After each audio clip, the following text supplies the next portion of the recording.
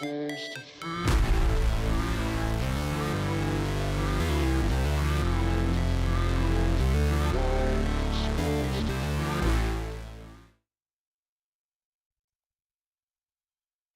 post hump day, traders. Man, what an eventful morning. What an eventful morning. So I hope you guys are doing well today. Spent all kinds of time this morning in the L3 area talking about markets. Naritan, good morning. Um, Naritan A, is that what your username is on the Discord? I think. Am I piecing it together right? Anyway, this is where it gets a little. If your name's kind of close, then I know that. Yeah. That's where I kind of know who people are, right? But oh, son of a gun. Yeah. Okay. Cool. Look at this OVWAP. So I had mentioned to the L3 guys this morning, OVWAP might be a spot to short, and here it is, right off OVWAP here. Look at that. To the tick, by the way. Look at that. To the tick. Ah! I went for the what I thought was better probability trade. So higher probability, slightly higher. I never filled on these micros. But the idea was to get short off of BBWC here. We'll turn this on. Let's see. Oh, shoot. All my shortcuts are not working. What the heck is going on here? All right, let's see. Nope. Not working. Not working. Not working. Okay, let me go into my terminal here in Linux and type Stream Deck. I think that's going to get it going. Stream Deck. Yo, what is going on? Mr. Zerwal. All right, Stream Deck's good. All right, we're good. Now we have it going. Now it should work. All right, let's see. Really? On? Yeah, now it's working. All right, so clear it, off. All right, let's move it here, turn it on. Yeah, so the idea was to get short into this, right? Before that, because this move down right here, like that, and then coming up, that really beat the heck out of longs. So that was my idea, is to get short against all of these guys here. With the stop right into the middle of the range, BBWC. And then I'll try again up in here, where I stop out. So a little better than 1R, right? So stops here, entry would be somewhere here, take profit would be in here. So you see how it's slightly, it's like 1.3 Rs, something like that. This also lines up with about 50% retracement here, right? Which is about here. Maybe a little more, maybe 618 or something. So I don't know. Let's see. 2000 tick. On the recent bid-ask volume here, there's also some some condensation. There's also some remnants left from here. You see that? 1600, 1300. There's a lot of contracts up in here. So if we come through this area, we expect longs to go, oh, get me out. But we'll see. We'll see. We'll see how it goes. Made another move. Did we even fill a single contract? No, we didn't. Son of a gun. Thanks, Dave. Yeah, I mean, around 45, right?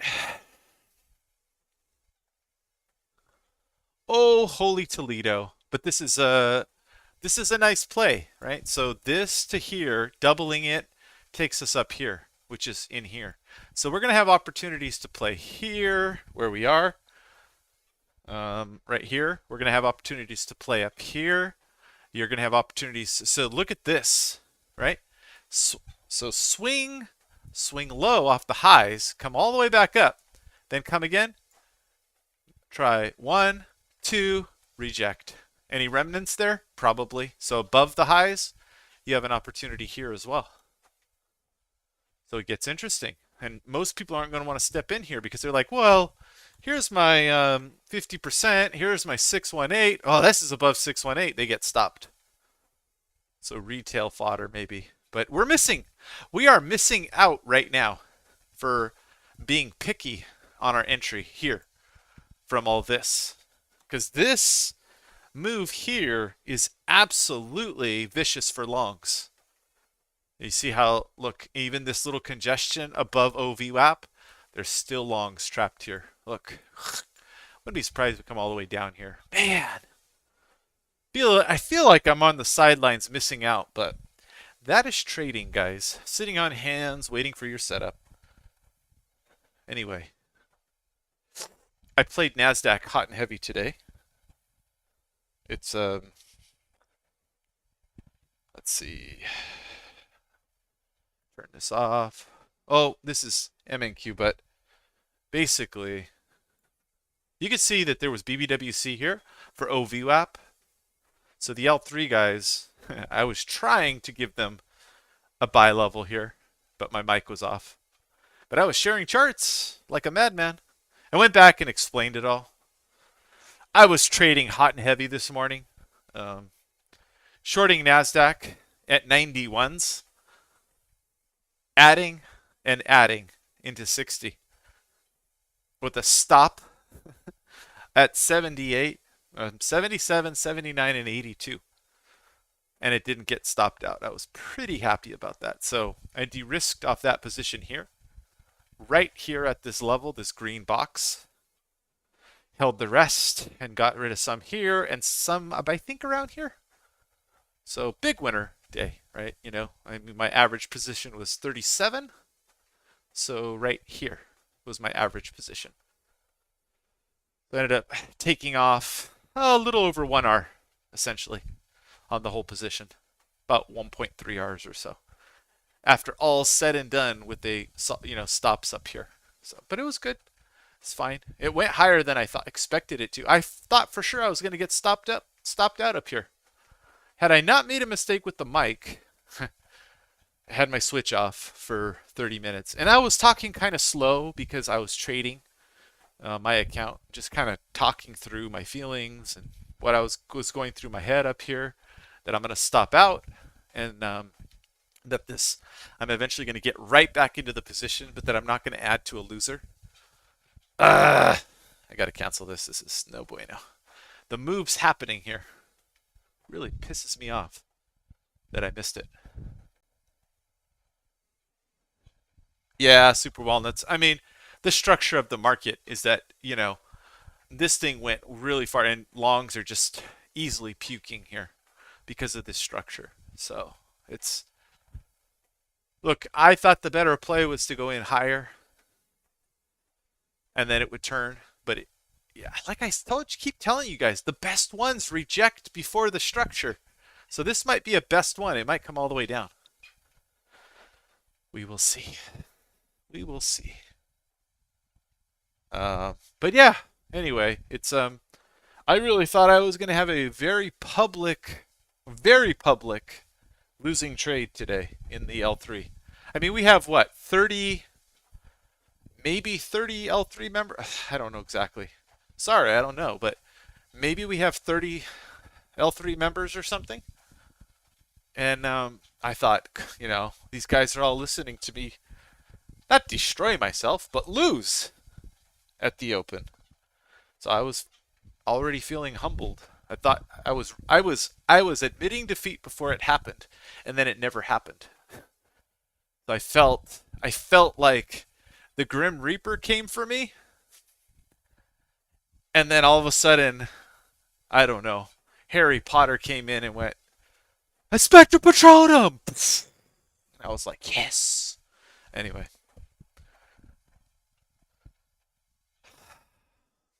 So, that's what it is.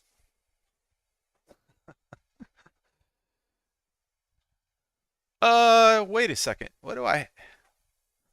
I gotta turn off these SpotGamma levels. This is just a date. It's not a SpotGamma level, by the way, guys. It's just a date. Let's see. Turn that off. Okay. Do we have any more on? Let's see. That's off. Off. On. Okay. Off. There you go. That was on. All right, let's see. What else do we have here? Um, well, let's show you guys a little more. Top left. Oh, gotta turn them off. SpotGamma off. SpotGamma off. SpotGamma's already off. Wait, where is it? Yeah, it's weird. There it is. Okay.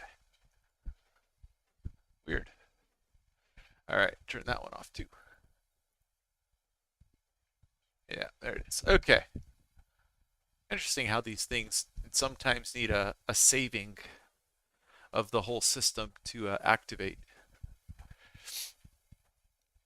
So weekend homework, which I share with the L3 guys, is this gap here expected to act like resistance, right? And then NASDAQ, top of singles, this whole area, high volume node from May, expected to act like resistance. Look, I ended up shorting NASDAQ because of this potential reversal. I shorted it on its own. Hence why I was short 91.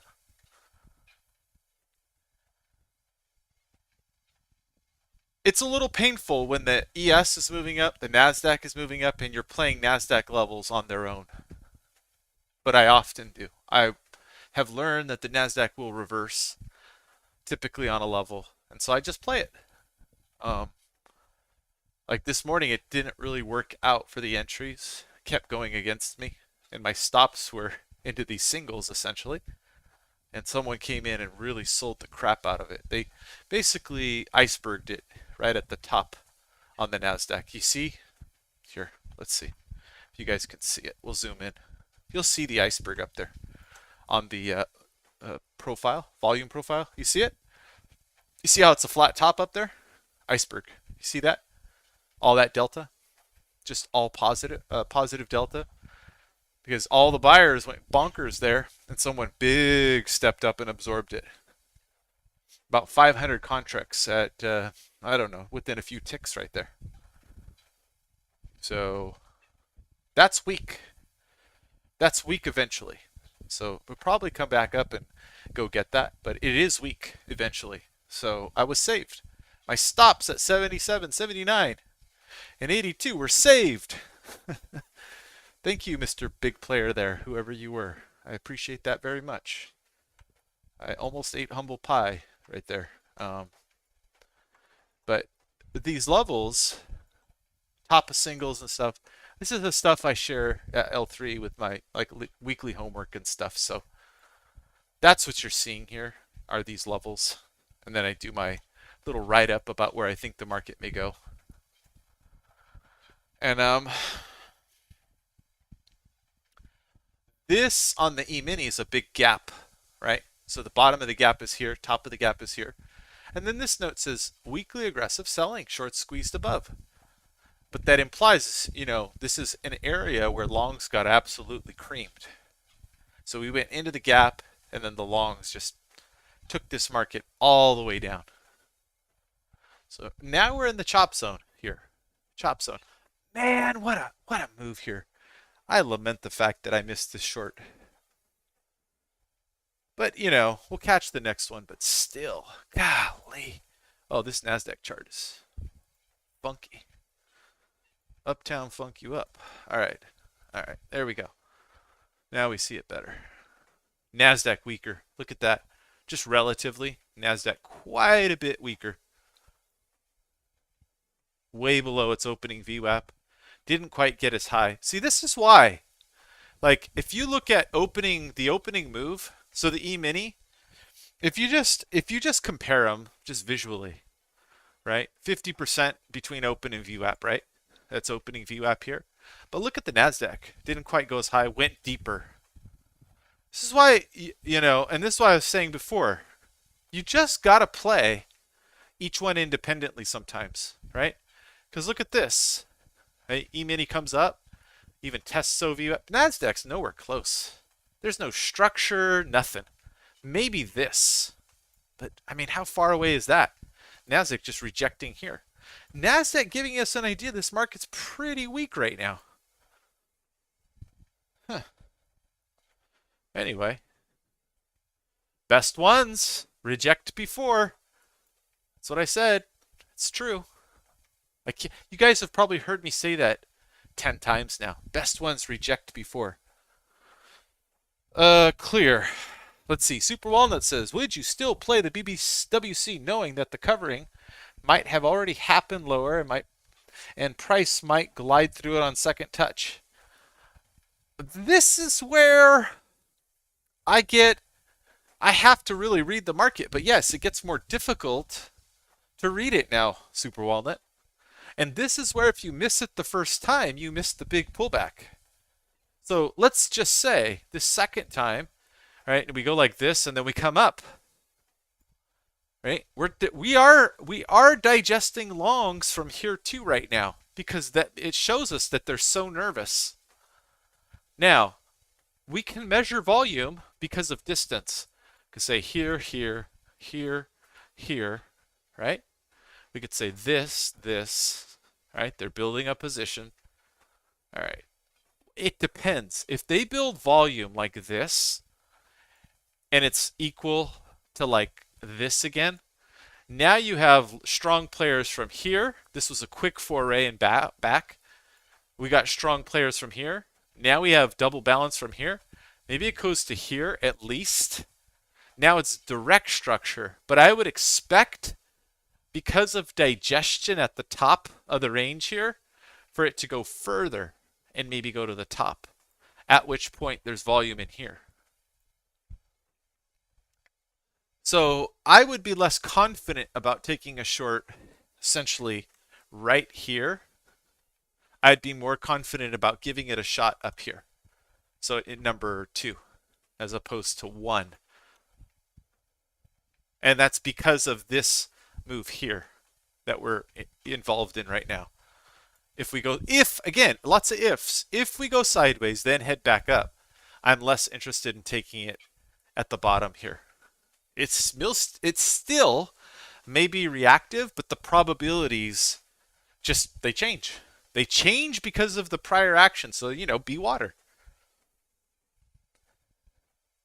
Again, teaching you guys how to think, not what to do exactly. There's some what to do, but how to think is way more important. Learning to figure out, look, we're digesting. We're digesting here. So if we go sideways, look, maybe you even take a long here. And maybe you take a long and you target above here. But if you take a long, where's your stop? Under this low? All right, so let's say you're long here, right where the market is. You going to get out before the highs? 1R? Maybe. New highs? 1.5R? Okay, maybe. How much sideways do we maybe have in this scenario? If we think it's kind of digesting here, do you take a breakout long here? Here, let's clear this, or let me undo some of this. Oop. Oh boy, clear it. Okay. If we go sideways here, if you take a breakout long here, is your stop under the lows? Then you're targeting what? Here? Is it 1R? Not quite. If you're going to get out before the lows, it's about 0.8 Rs. And that's a more safe stop here. So really, maybe you target this with the stop here. So maybe you get the ante, doesn't get your stop, and then if you're long near the bottom somewhere, your 1R is now here, your 1.5 Rs here, your 2 Rs here. You see how thinking, not in terms of always taking the breakout trade, but thinking ahead can kind of help your Rs out. Now, do I say this is a high probability trade? No, I'm just giving you different perspectives.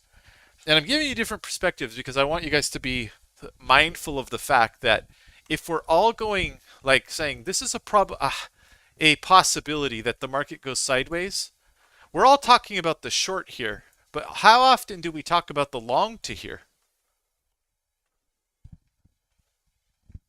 You can play multiple things here, right? Now we're into variance a little bit.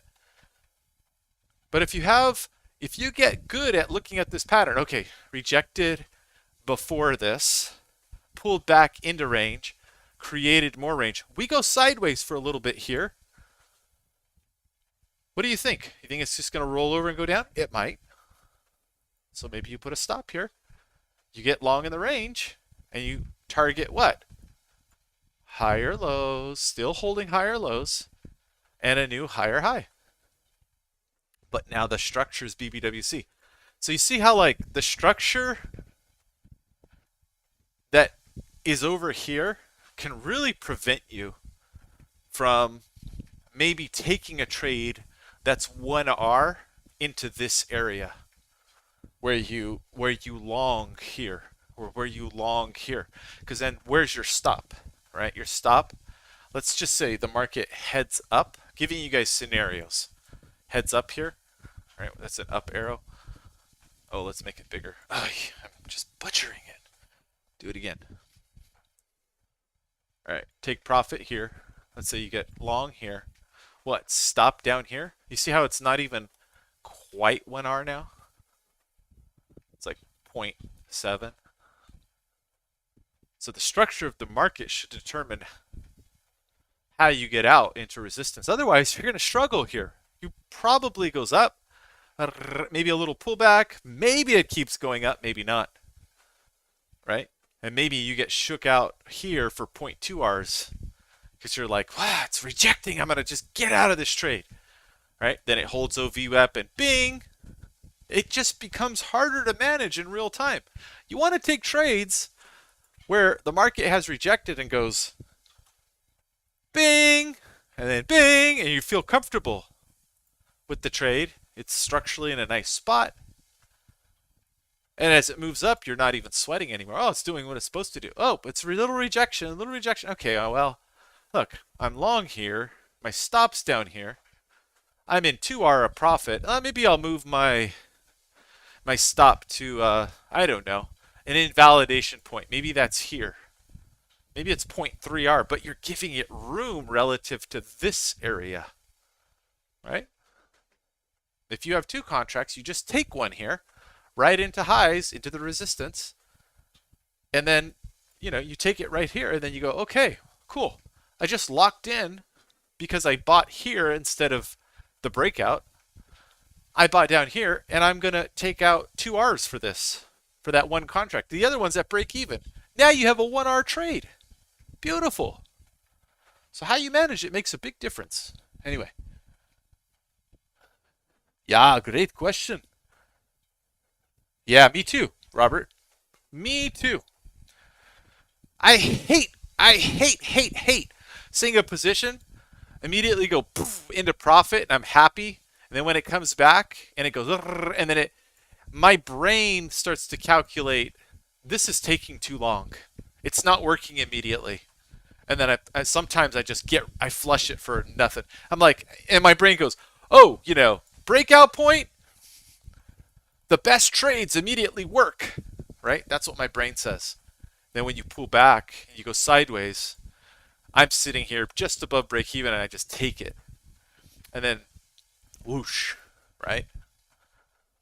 So breakout trades do tend to shake me out because, well, I also know that institutions use the breakout trade to get out of their positions from all the retail people. So, half the time they fail. So because I know that, I'm constantly getting out on what I think might be failed breakouts. It's, right, your knowledge of the fact that that's what happens really affects how you exit. So, yeah. These jackholes. Anyway, let me get rid of this and go to the hut.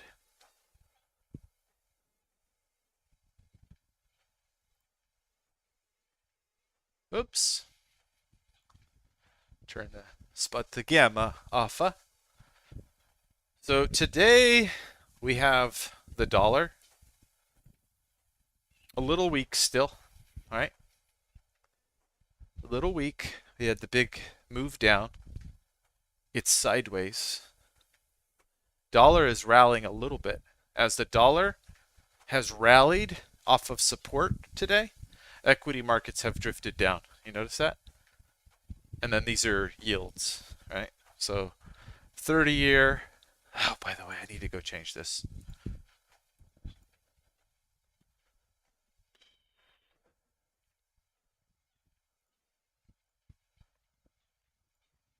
Yeah, it's stupid. Stupid percentage. All right, there you go. There you go. Now it says 30-year and not 30-year percentage and then the percentage, which is ridiculous.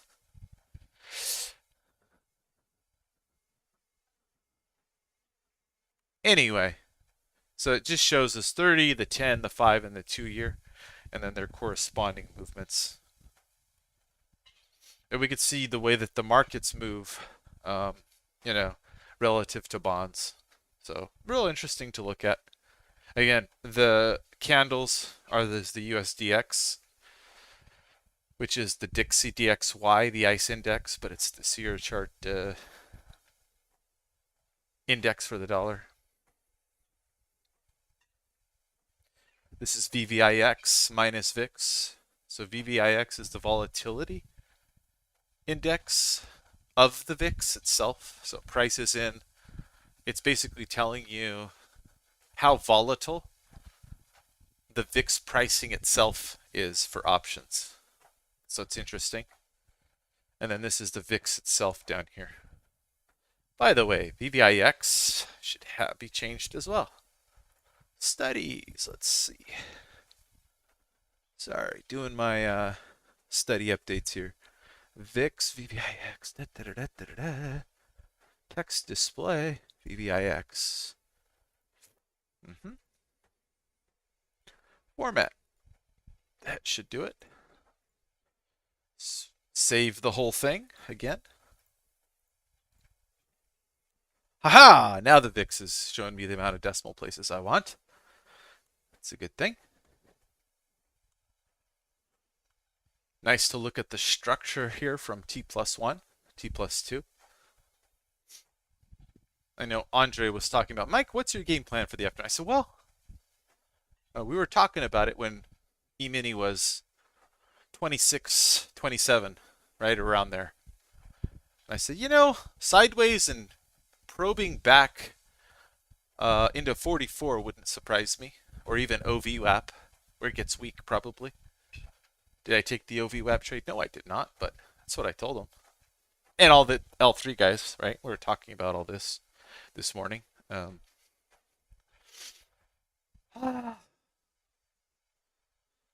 Anyway, so that's kind of what happened here. But the more interesting thing is T+1 is here, right? T+1 has 40th percentile volume, 39,000, almost 50th percentile volume. So fairly good volume. If we go under T1 in the overnight, so let's say we have there's going to be a settlement video coming, guys. I'm going to try to do it before the weekend. Why? I want to go to the coast this weekend. I want to get all my homework done Friday. All my, like the T1, the settlement video. I'm going to work on it today, and I'm going to work on it tomorrow. I'm going to get it done.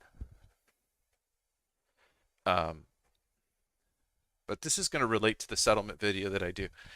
If this is T1 here, 40th percentile, and we close T2, and overnight we start to liquidate and sell below T1 and T2, hedge funds will have no choice but to sell futures probably.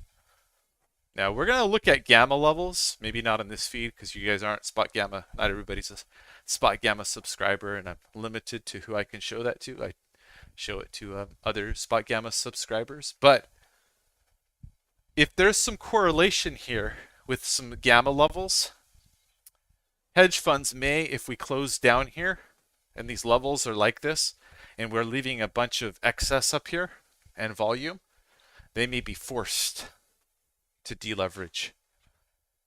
right? So they may deleverage all the way to 4180 or even less. We have all this really weak structure here to 4140 even.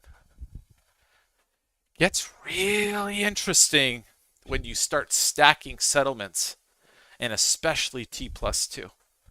Remember, this is yesterday's settlement, this orange line. Today, we'll get a new orange line at the close, right? Wherever it is. This becomes T plus 2. So it represents the underlying shares that everyone owns that cash settle after 2 days. So if they haven't cash settled yet, and when they do cash settle, they're underwater on that position, it affects their margin requirements. So what do they have to do? They have to hedge off with futures, getting short. Futures are highly leveraged, easily sold for very little margin. So it's a nice, efficient vehicle for them to hedge off. What? Little preview of the settlement video. It's good stuff, man. Anyway.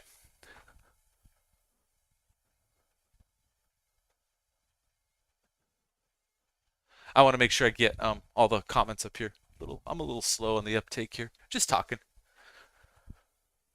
Super Walnut says, for that 5-5 gap, when you're doing weekend homework, do you have a threshold for what gaps you mark? Looks like the 5-5 gap was 57 points prior day close to open. Yeah, so the threshold is typically around 10 to 15 points or greater. Everything else, not really. It's just not, for me, it's not statistically significant. Part of that comes from following LBR for the last 4 or 5 years. And she's done some back testing on statistical gaps. And she says it's, you have to adjust for it as the indexes move higher. But, it used to be 10 points. And as the indexes move higher, it's a little more than that.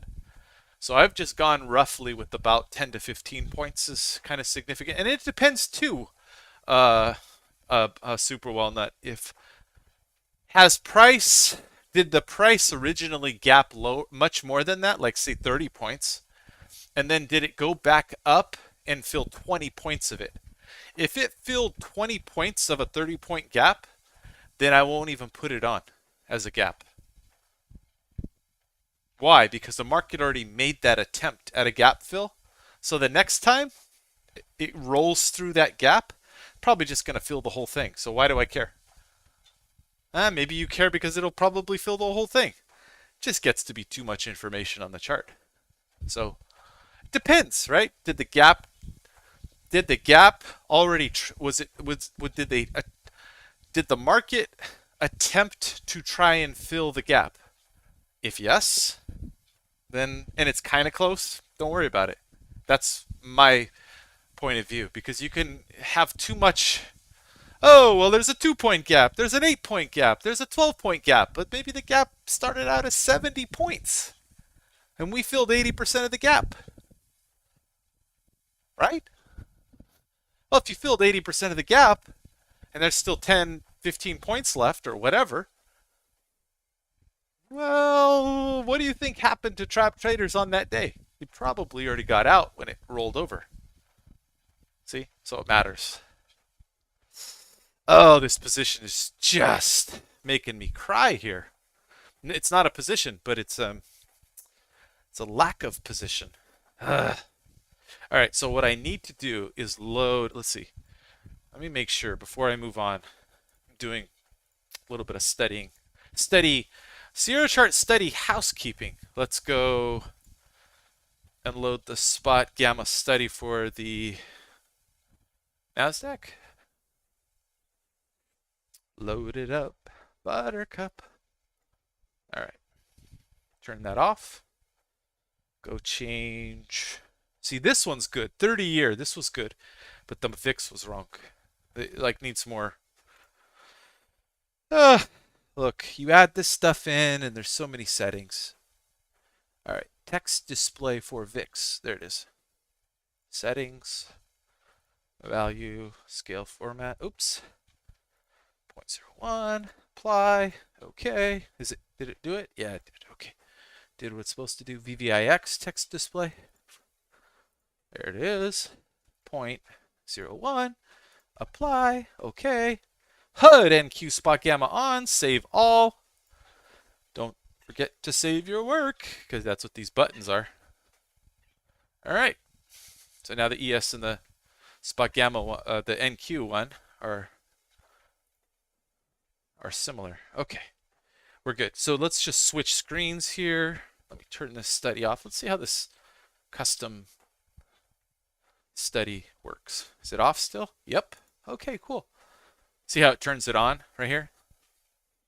How you set this up matters. Anyway, okay, we're good. It's a cool little thing. I don't know. For me, who I'm turning these on and off, it's useful to have these custom study buttons up here. ASCIL buttons that SST Frederick built and gives them to us for free. What a saint. Okay, so let's go look top right here. Let's go to top right.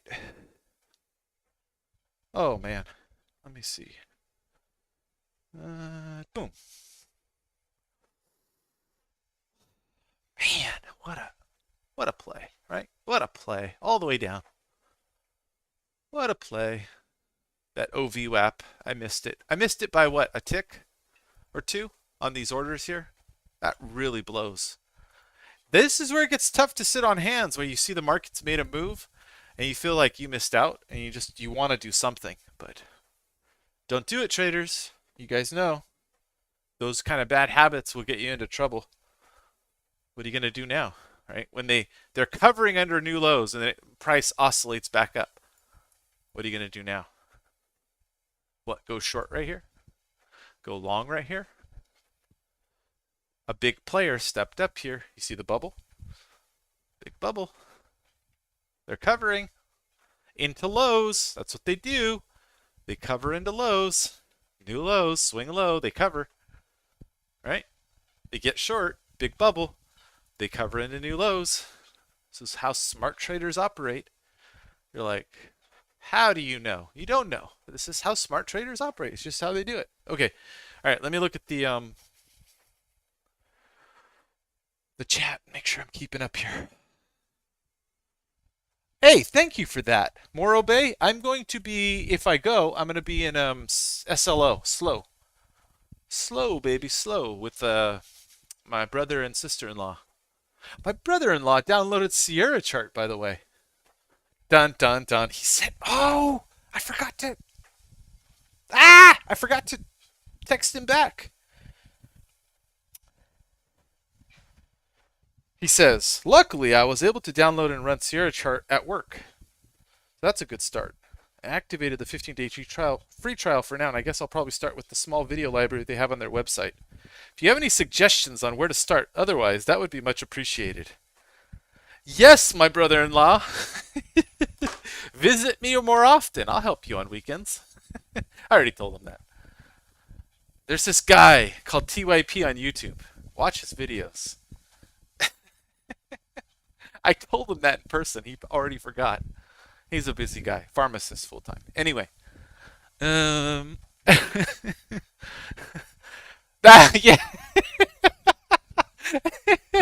Sir Wall, no kidding, huh?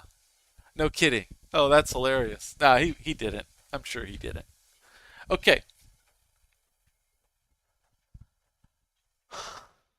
Yeah, Robert Korn. So one of the things, oh, super wants. So is it the threshold? Okay. ESNQ lagging DXY in direction. New to being aware of that relationship. So Robert, it's good to understand general ideas first about this. Number one, the dollar is what we are denominated in with our indexes, right? We're not saying the E-mini is so many, fractions of a Bitcoin. We're saying the E-mini is so many dollars. So if the dollar is strong, meaning if the dollar is going up on its index, then it takes typically fewer dollars to buy more E-minis because it's strong. Think about that relationship. So if you're trading bread for gold. And everybody wants bread because we're all hungry. Guess what? You're going to give less bread and get more gold. Conversely, if everyone's like, bread is gluten filled and it harms us, we don't care about gluten. We have plenty of vegetables. We all eat carnivore and we have plenty of meat. But they want gold because they want to wear watches. Well, you're going to take more bread to buy that gold. Right? So it's the same thing, dollar versus the things that we're buying and selling, which are denominated in it. So it's typically, as the dollar, uh-oh, what happened here? Sierra chart said, we're thinking. Okay, that's okay. So typically, when the dollar is very strong, then the indexes can go sideways or become weak. Typically. So what helps with that relationship is looking at the yields, the bonds, right? The interest rates as well. So you put those on a chart and you look for correlations and inverse correlations. You look at the dollar for where its general support is, and I mentioned this in the last live stream, that the way the banks buy the dollar typically, or sell the dollar, is if they buy it below support levels, because they are looking for liquidity, breakout sellers, and they sell it above breakout levels when a range is just forming, either one, the lows or the highs. Okay? So right now the dollar keeps ripping up. See? Look. See this? The dollar's ripping up. What are equity indexes doing right now? They're not ripping up. They're going down. But here's what gets frustrating for some people is if they watch too many things and they're watching the DXY and they're just looking to do inverse correlations very, very tightly. They say sometimes they put a 1 minute chart and they go, look, there's no correlation. And that's why you have to load a 30-minute chart, and then you will see the correlations very clearly, right? So the smaller the time frame, if we're in a sideways market, those correlations break down and they're no longer valid. But on a higher time frame, if the dollar is moving in a direction, say a 5 or a 15 or even sometimes a 30, then they inversely correlate. Conversely, if the dollar makes a huge move on the 1 minute, because the move is so great, they will inversely correlate. So you see how that works? Sideways, throw it out. Unless the dollar's near a general support or resistance area, and then you could use it to help you time maybe a swing position in the market. So it's useful, and it's why I have it on the chart.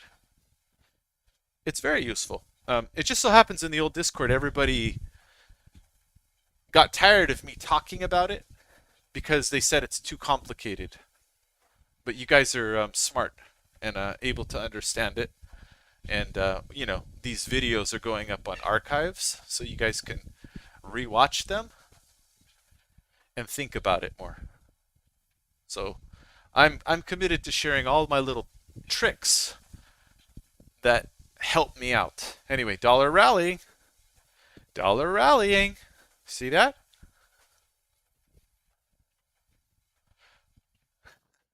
Okay, let's go back.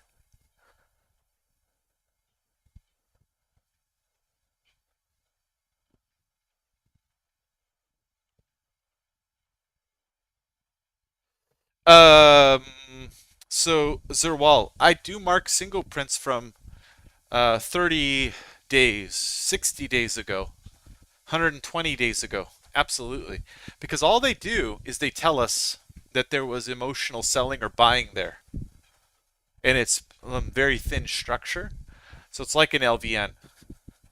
So it's just a way to say, look, there's really weak structure here. The market, depending on where it comes from, right? So let's say we break out a balance after moving a long distance down. Well, it might rip through all those singles structure or into them if there's a volume node maybe right below it, depending on the structure of that node. And then it may bounce.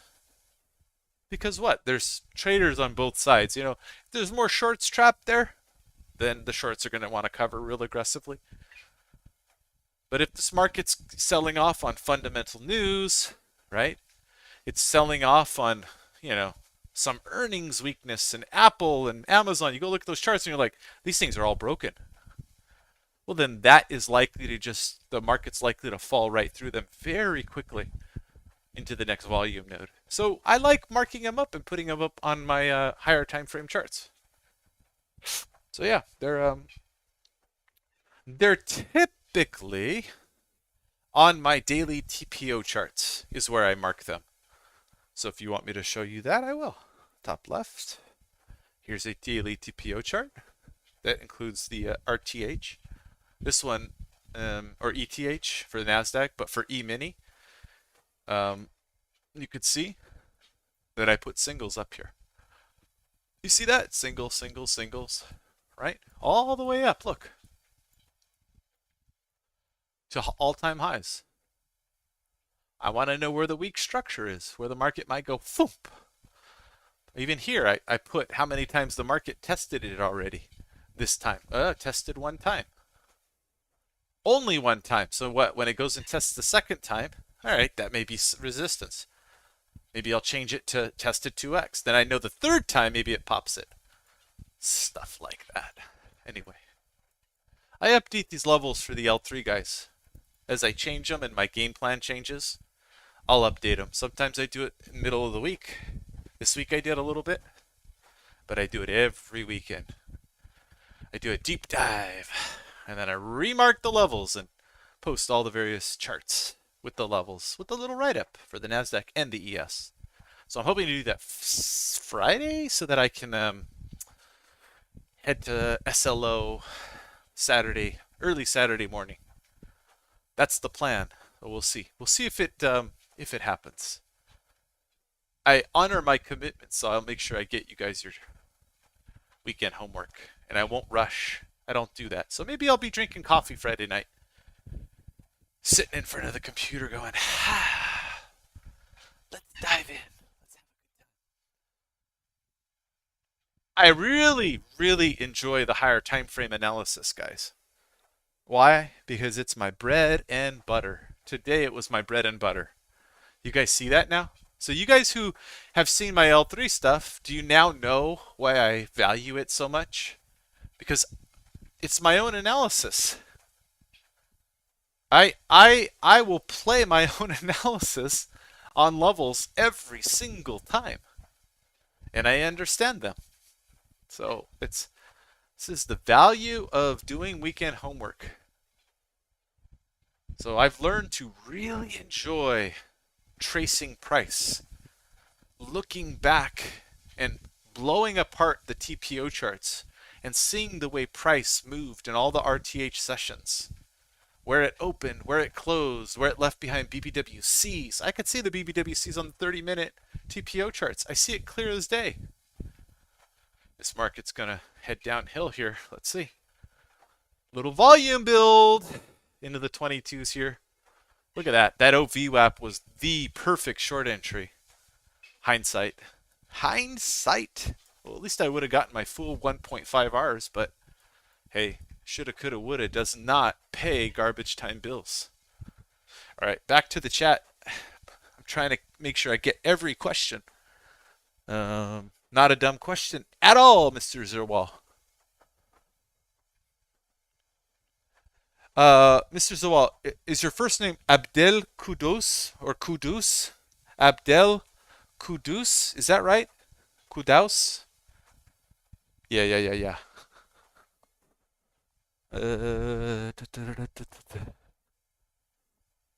I think I got all the questions, guys. I think we're good. So anyway, interesting stuff, huh? Look, the markets are all about context. You see how much experience helps with this stuff, guys?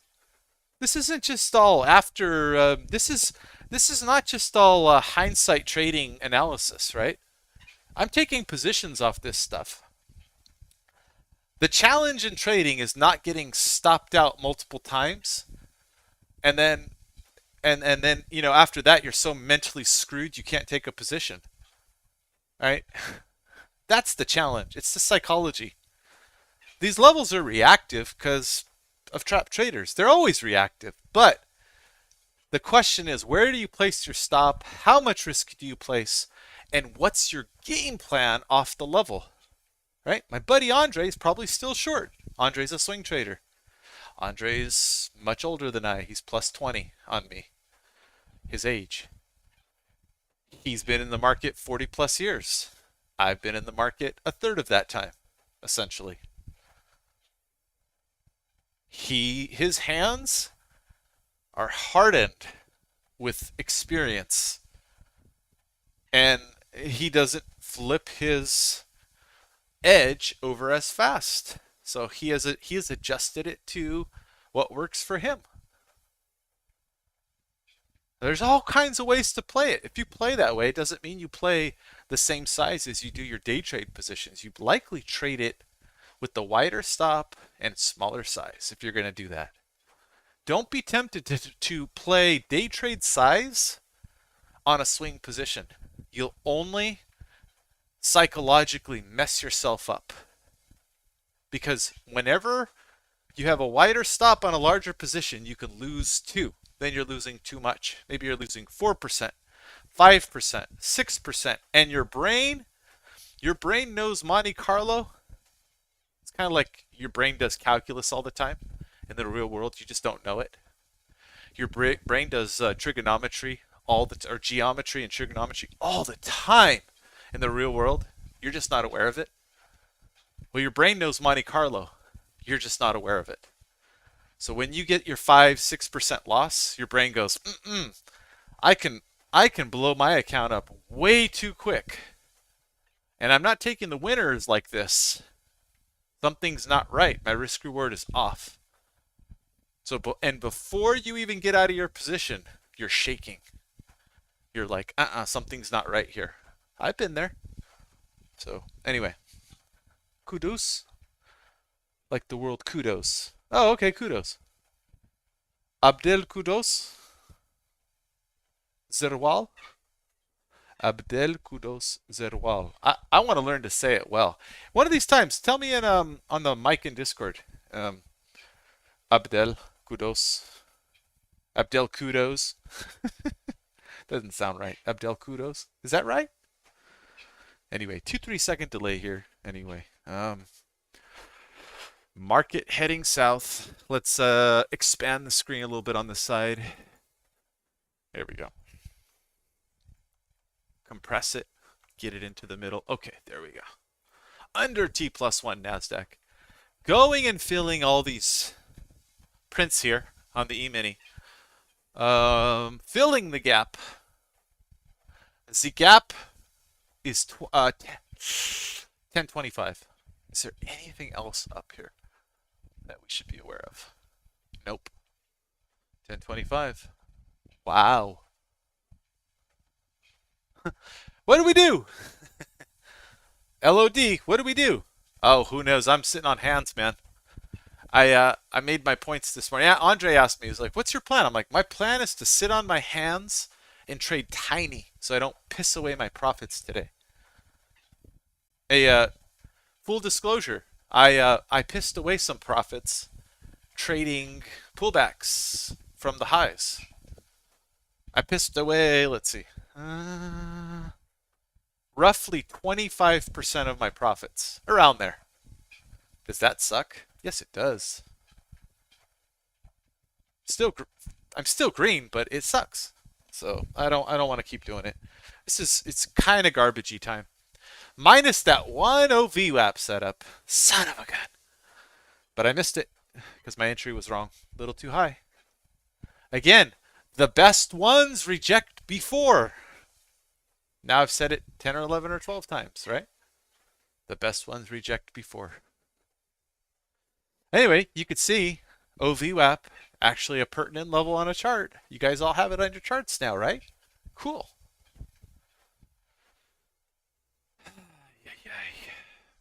Ay, ay, ay.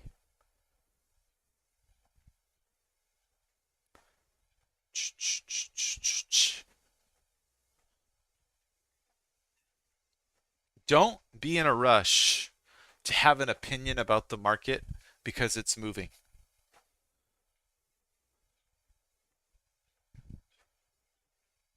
Them are wise words.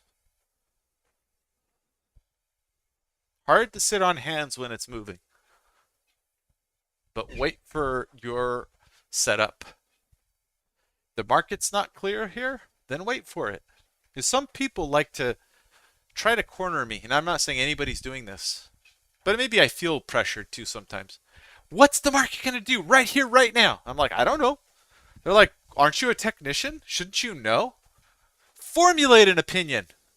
Do it. Dance. I'm like, I don't know. We're in range. Look left. Look left, friend. We're in range. Look, I can see a right-leaning head and shoulders on the Nasdaq.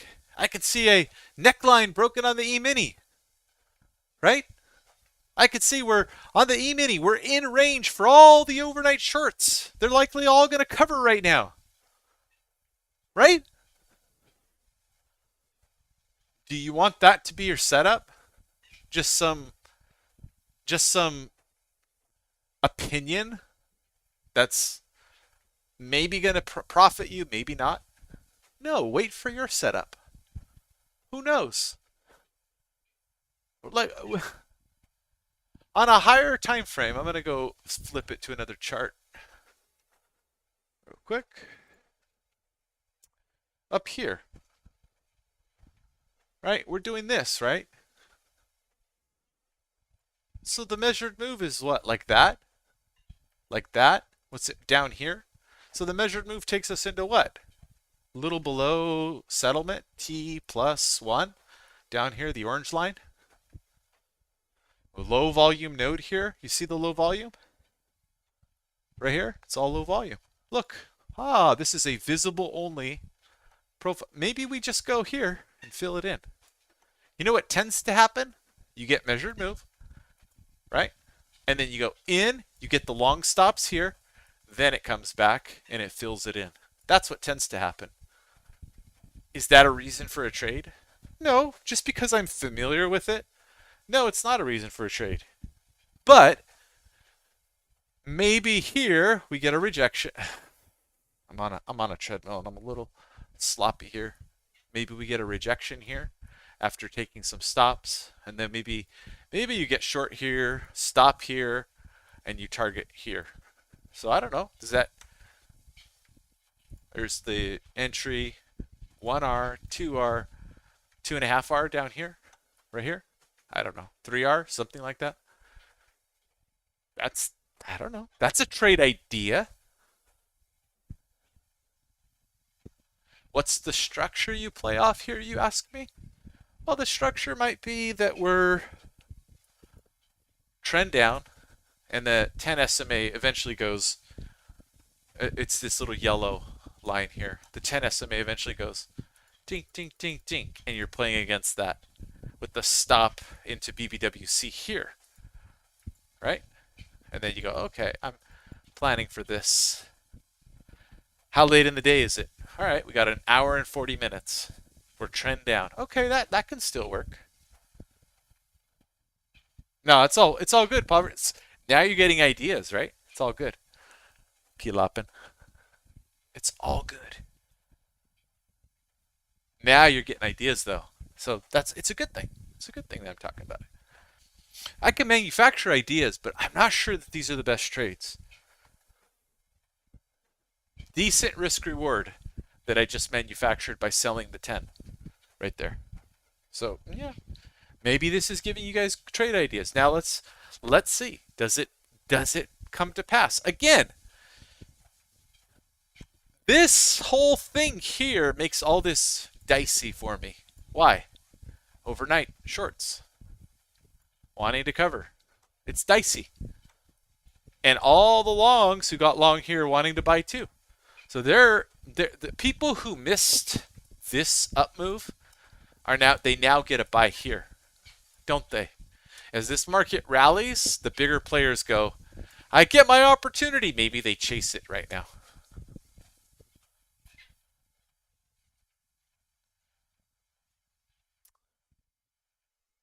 Thank you.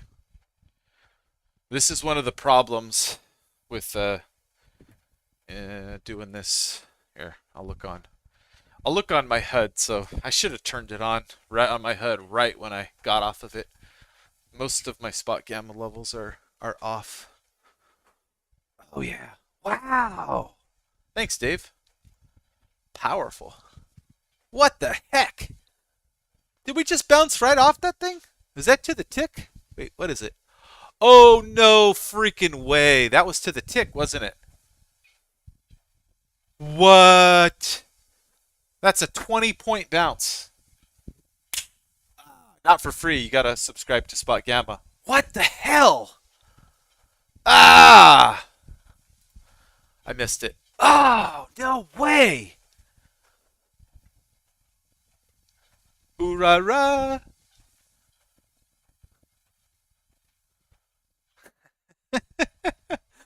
Oh!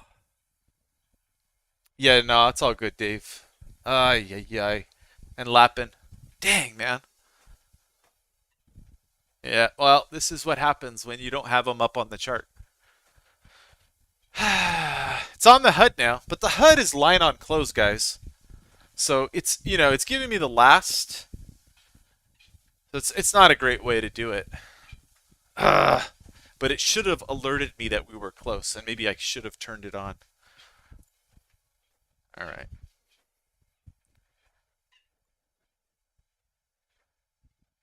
Dang, SpotGamma levels. What are you doing to me? That's craziness. That is craziness. All right, let me see. Turn this one on over here. Oh, no way. To the tick.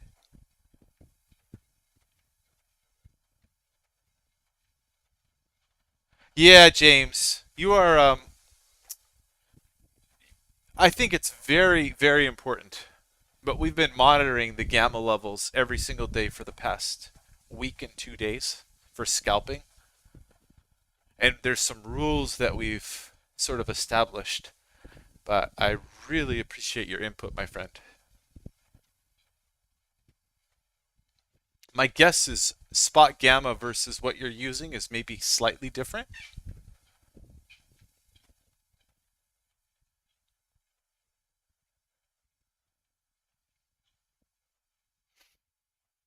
I don't know if you have access to the SpotGamma levels exactly, but they're mainly to the tick intraday. So, but what James is saying, okay, cool. Cool, cool. Yeah, I appreciate that. I do appreciate it. We just have we got the SpotGamma channel, we got the level 3, and we end up talking about these levels all the time. So a lot more. So it sounds probably to James like, "Oh, we're just getting our noses wet," and we are on a higher time frame. But we've kind of established a bunch of different things game theory wise that aren't being discussed with everybody else. James, join SpotGamma, man. Like never. Been there, done that. F you, Mike. Don't even say it. I understand, brother. It's all good. Just giving you a hard time.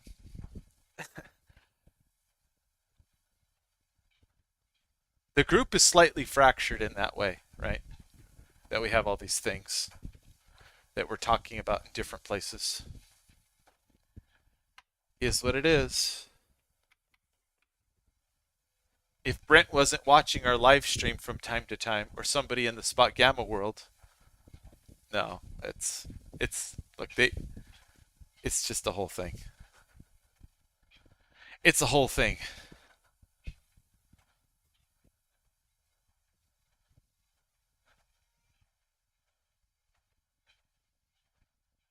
That's right. Yeah, that's right. That's a lot of my game theory, or the way I'm trying to interpret it every day, is to understand where dealers, what they likely have to do.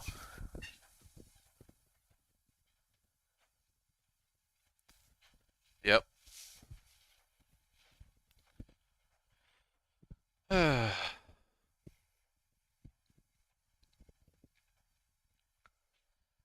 But for the guys that are stuck going, I, I, all that stuff is over my head right now. We've been talking about it and then just saying like, okay, layer your information in and play small. Test it out.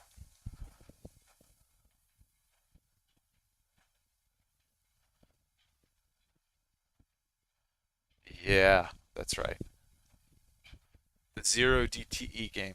So just for so that you guys know, James plays his strategy involves spy, I think, most of the time, calls or puts, and the zero DTE game of how that drives price up, down, sideways, or whatever. Yeah, Aaron, that's right. Yep. So just so you guys know, that's and you should read James's posts in the Discord because it's very he's it's in options, I believe, James. It's very good stuff, and I've pinned his post. So if you guys go into the options channel in the Discord, just go to the pin. It's up there. Not every post is pinned, but where it starts, I've pinned it.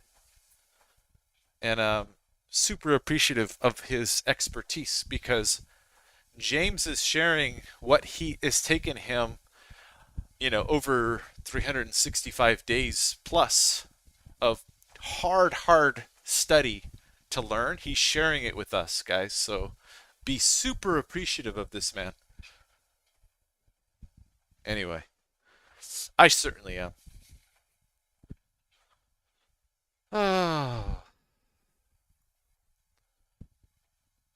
Ah, shucks.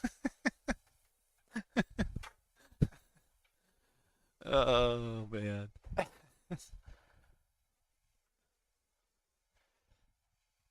James, we have to talk more about the SpotGamma channel and everything.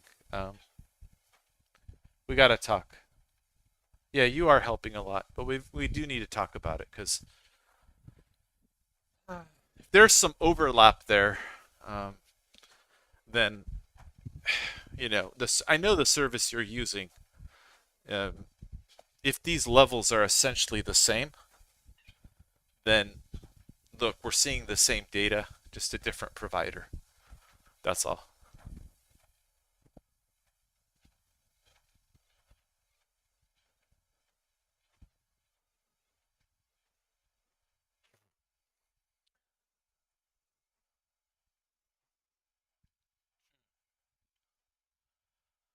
Oh, this is where I wish I could hand over the mic on YouTube. Like, James, take it. Take it from here. Because he's got a lot to offer and he's really interesting to listen to, guys. I've I've peeped my head in a few times where he was explaining stuff in Discord. Might be really cool to get him on YouTube. Man, is there a way to set that up? There's got to be a way. There's got to be a way. Hmm. Multiple people. Maybe we have to stream it through Discord first.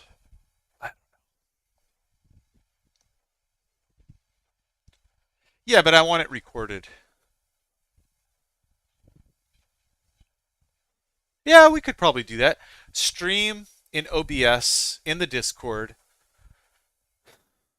The problem is will it pick up all of the desktop stuff? Discord is really weird about this stuff. Use Zoom?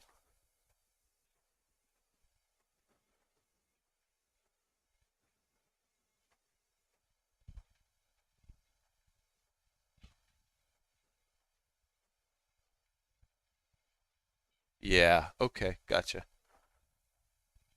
I appreciate that.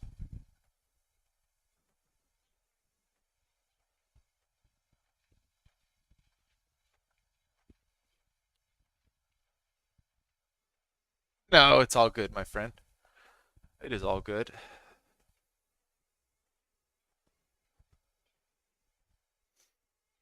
Top right. Change the screen. Oh, gotta go. Turn it off. All right, there we go.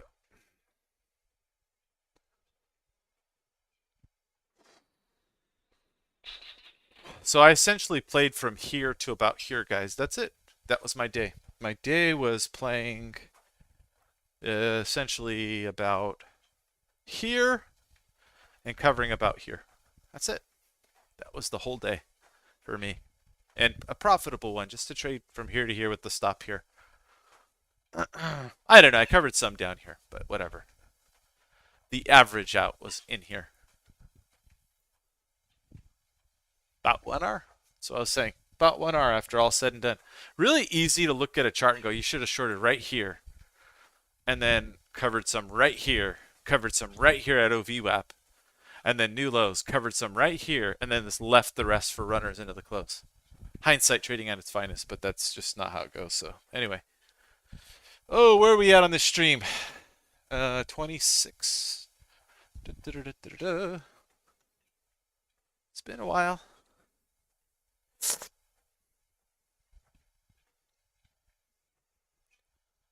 We are just heading sideways here. Sideways for a while. They're building up position. So notice the 10 SMA caught up here. Timing. Bink. The 10 SMA caught up, but now we're headed down.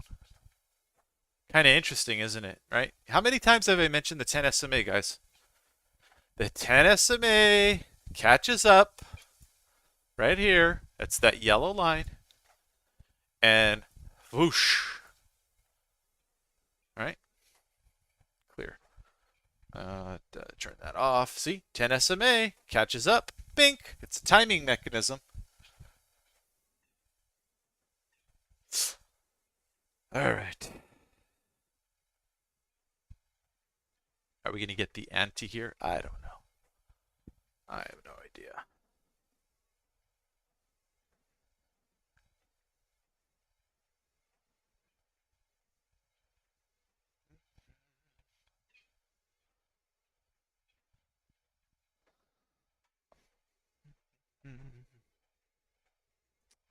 I think it's possible.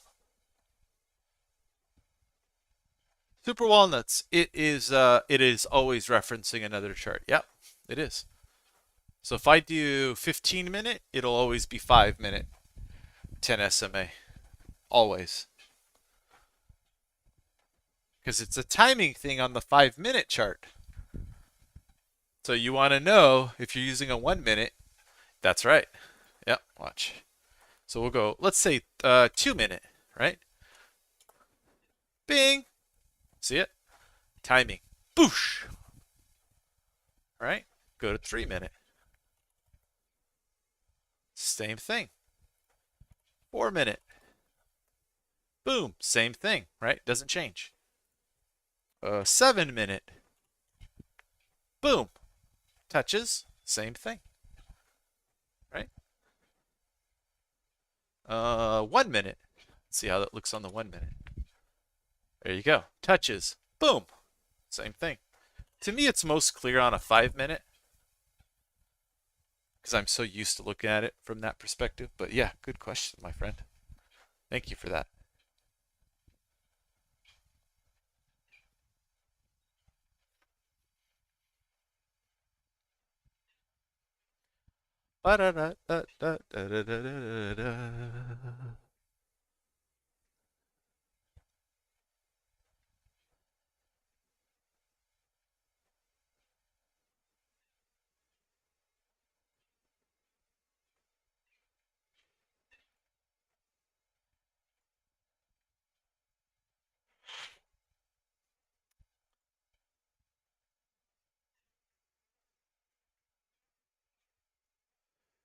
E-mini getting close to gap fill.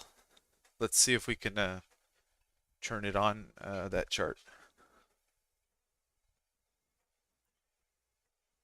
Right here. See that? Be down in here. Or up here. Top right.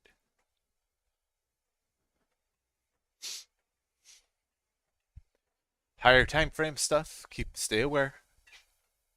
Stay aware, trader.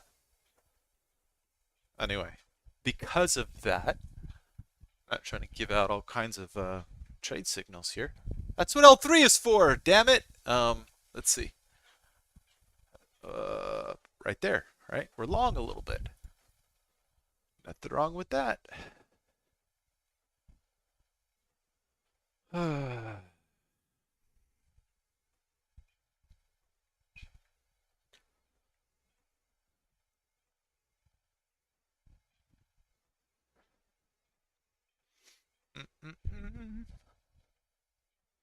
Guys, these are just micros. Yeah, M. Hermets. It's all good, my friend. Yeah, you typically get some kind of bounce, though, beforehand. So we'll see. Let's see if we go test T plus 1 on NASDAQ. Who knows? Who knows? Can we just be a little patient? Sure. Why not? I do agree with you. Look at all that low volume right there. M. Hermets. Right there on the chart. I mean, that's overnight stuff. But we'll see. I don't know. I think this H pattern could play out right now. We'll see. You're like, well, you're not putting it on your screen. No, I'm not. Sorry about that. I think the H pattern could play out, but we'll see. Willing to give it a shot. H pattern. Hell for shorts, right? Or hell for longs. Whatever. Again, the overnight is giving everybody the opportunity to buy who missed out on this move. So we'll see. We will see. We will see. Just a more interesting spot for me to put on risk into this area above T1, the LVN. You get opportunities here again if you're wrong, but as we go into the close, we get the whole T2 and T1 scenario that could play out as well. So who knows? Who really knows? But I think when the algos turn on, it'll go so fast to the upside that everyone will feel like they missed it. But again, who knows? Just be willing to put on risk and place your risk. I'm out and I'm wrong in the book. And accept that you can be a loser. Don't add to a loser. Just accept your fate. Whatever the market gods give you is what you should accept. With your stop loss in place. Yo, Alex. Yeah, it is. My risk is variable. So 1, 2, or 3% of account. A++ is 3% on high time frame. A++ on low time frame is max 2%. And then everything else is just, if I can't quantify it, then and I'm taking a trade, it's just 1%. And then the R's are based on the structure of the market. So in other words, if I really, really want to be long, and I think it's super high probability based on the short-term context, I want to go for 1 Rs all the time at least. But I will take off 0.8, 0.9 if the market screams to 0.9, like just straight up, I'll take it off.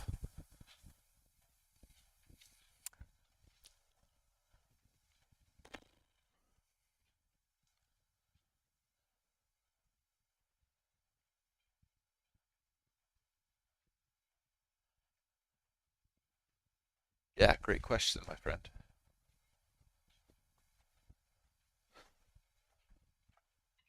Great question.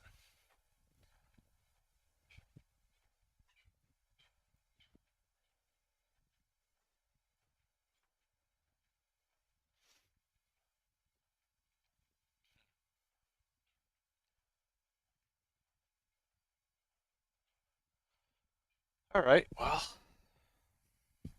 11:40. You know, it feels like 12:40 to me, guys. That's just how it feels. Long morning. Up late, putting on risk on the Nasdaq. You know, I put risk on two contracts Nasdaq short last night, and then I went to bed, and both of them stopped out on the data print this morning. Both of them were better than 2-hour trades. Both of them, the short scale, both contracts were in 1.5 hours of trade at least, or 1.5 hours. There was no trail stop action, no nothing.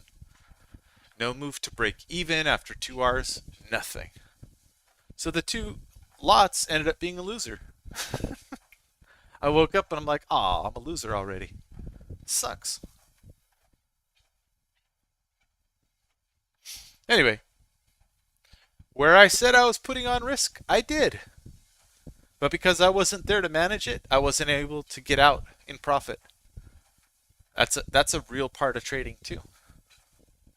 Like, well, in hindsight, why didn't you put a trail stop? Well, hindsight, I should have, but it was a loser. So you guys saw my note last night. I put on risk. I did, and I lost. So that's the truth.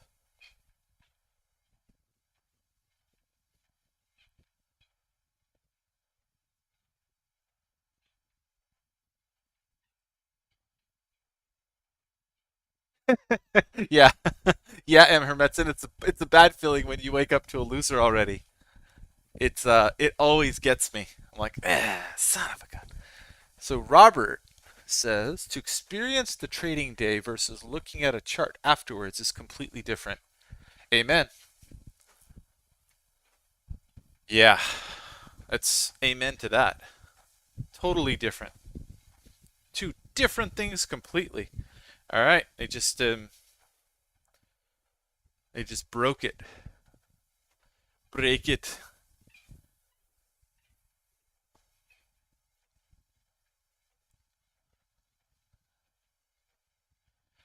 There's a scoop engaged on the Nasdaq right now, by the way.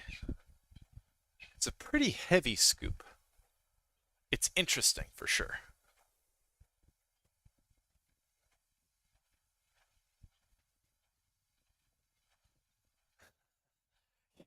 Super walnuts. I like that descriptor as well.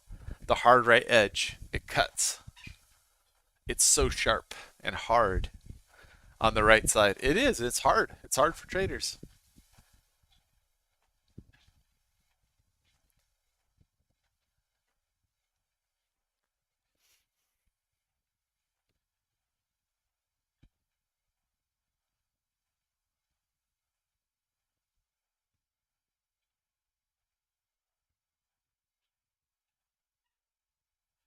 That's why I'm always counseling people, especially new traders.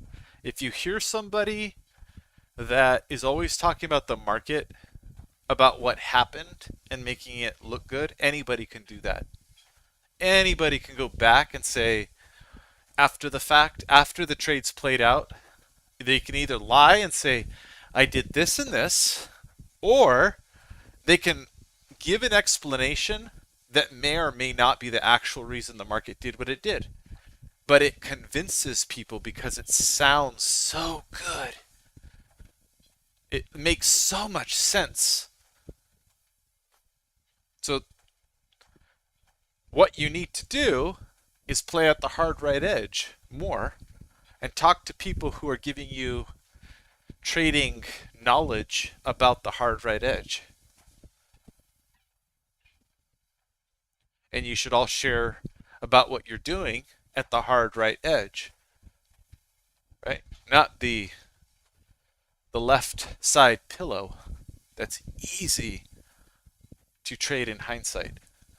It's not a hard right edge. It's just a big fluffy pillow that anybody could land on. That's the past.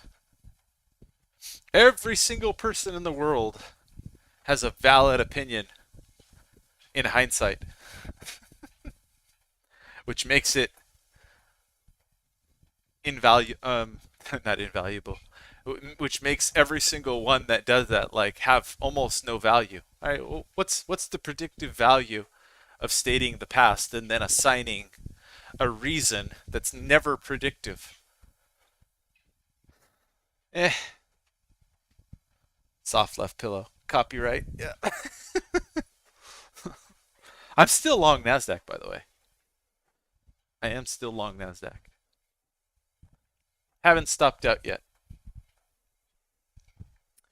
I will show you the stop out if it happens.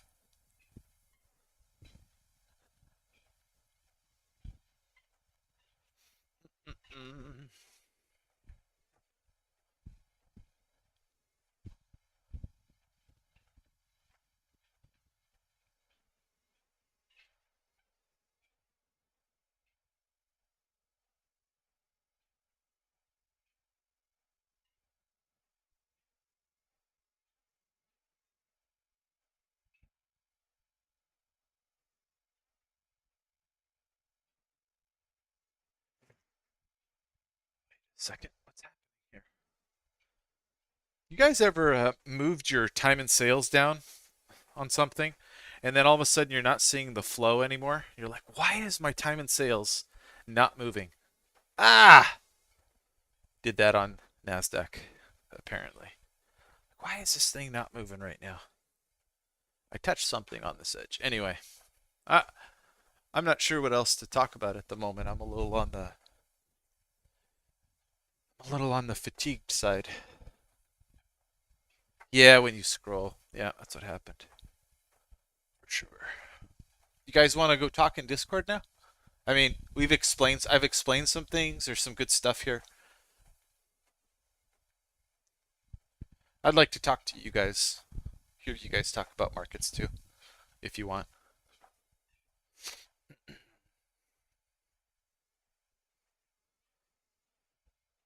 Yeah, T1 is going to be interesting.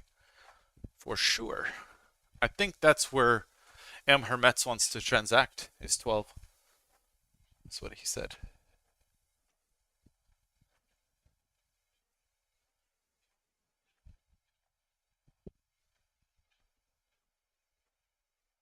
Here it comes, my friend. Might also be just a liquidation break. We'll see. But yeah, I hear you. I mean, they're already buying it here, so it's an interesting spot.